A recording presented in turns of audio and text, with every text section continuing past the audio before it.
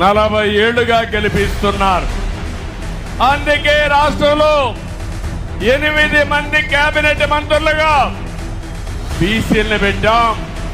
ఇది ఒక చరిత్ర. 24 మందికి 8 మంది బీసీలు ఉండడం చరిత్ర అని చెప్పి కూడా నేను మీకు తెలియజేస్తున్నా.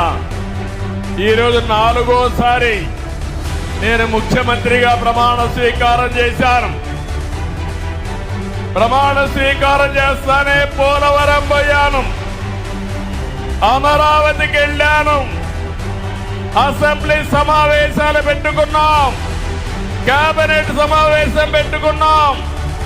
తర్వాత నాకు ప్రత్యక్ష దేవుళ్ళైన కుప్పం దేవుళ్ళని కలవడానికి ఇక్కడికి వచ్చాను. ఇక్కడి నుంచి ప్రజాక్షేత్రానికి వెళతాను.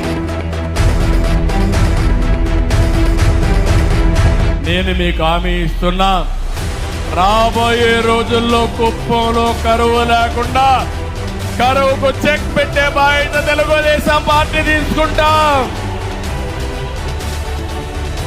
అందరి నీవా నీళ్లు వస్తాయి, అన్ని చెరువులు నింపుతాం.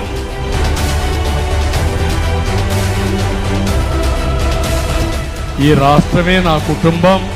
ఈ రాష్ట్రం కోసం, నా కుటుంబం కోసం ఎలాంటి త్యాగాలు చేయడానికని నేను సిద్ధంగా ఉన్నానని మరొక్కసారి మీ అందరికీ తెలియజేసుకుంటూ, మీ పట్టాదారు పాసు పుస్తకం పైన ఇంకా బొమ్మ ఉంది. ఏం చేయమంటారా బొమ్మని?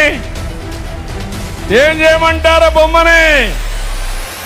అన్ని పట్టాదారు పుస్తకాలు మారస్తా, బొమ్మ తీసేస్తా, రాజముద్రతో మీ భూమి మీకు ఇస్తానని మీకు హామీ ఇస్తున్నా.